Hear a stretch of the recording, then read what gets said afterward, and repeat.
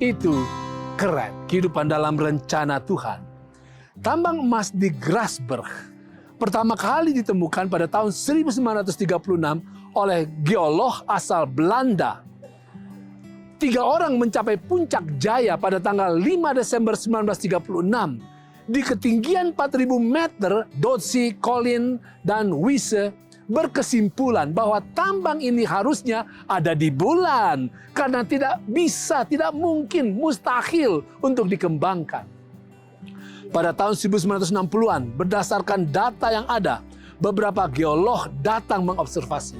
Mereka berkesimpulan bahwa ini adalah tambang yang potensial. Setelah mempelajari segala hal yang harus dilakukan, maka PT Freeport menjalin kesepakatan kontrak dengan Presiden Soeharto lalu mengembangkan operasi mereka. Sekarang Grasberg menjadi tambang emas terbesar kedua di dunia. Sejak 1952 hingga 2021, Indonesia diperkirakan telah mendapatkan untung sekitar 23,1 miliar dolar. Artinya 353 triliun dari operasional dari Freeport Indonesia. Untung ini diperoleh dari pajak, royalti, dividen, biaya, dan pembayaran lainnya. Apa yang dianggap mustahil, sia-sia, bahkan tidak bisa dicapai terbukti membawa keuntungan yang sangat-sangat besar. Nah, Alkitab katakan, dan aku melihat sesungguhnya ada suatu awan putih, dan di atas awan itu duduk seorang seperti anak manusia dengan sebuah mahkota emas di atas kepalanya, dan sebilah sabit tajam di tangannya. Maka keluarlah seorang malaikat lain dari bait suci, dan ia berseru dengan suara nyaring kepada dia yang duduk di atas awan itu. Ayunkanlah sabitmu itu, dan tuailah, karena sudah tiba saatnya untuk menuai. Sebab tuaian di bumi sudah masak. Saudara, waktunya akan datang. Yesus akan datang dan menuai. Dia akan menuai dari bumi yang berdosa ini orang-orang yang telah terbukti emas. Artinya orang-orang yang beriman kokoh kepada Tuhan. Nah, saudara, hidup beriman banyak kali dianggap orang sebagai hal yang mustahil. Percuma hidup beriman kepada Tuhan, kata mereka.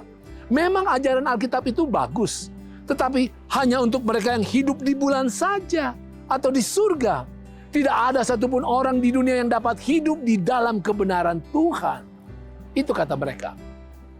Apakah mustahil untuk hidup suci, benar, dan penuh kebaikan, dan menjadi berkat bagi sesama dengan sepenuhnya, bagi orang-orang di sekitar, bagi keluarga?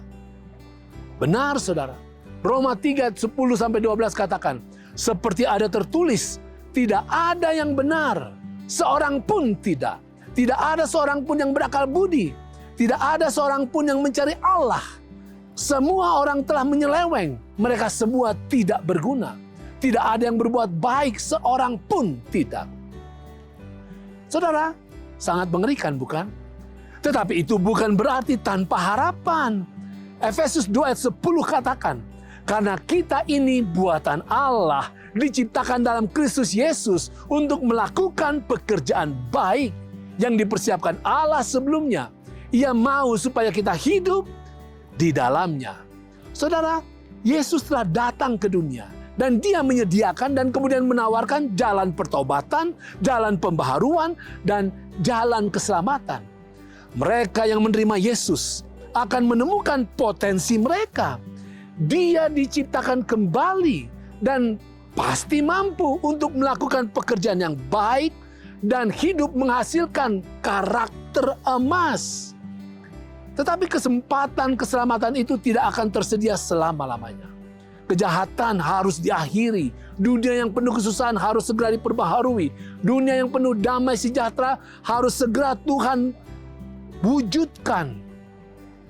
Waktunya akan datang, saudara, bahwa Yesus akan datang dan menuai.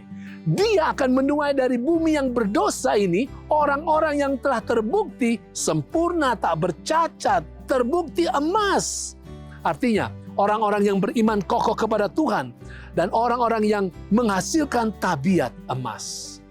Terimalah tawaran Yesus bagi Anda, dan Yesus akan datang kembali menjemput, menuai Anda dan saya, umat Tuhan terbukti dan akan nyata menjadi harta karun surga yang sangat berharga. Kita semua memiliki hati emas, tabiat karakter emas.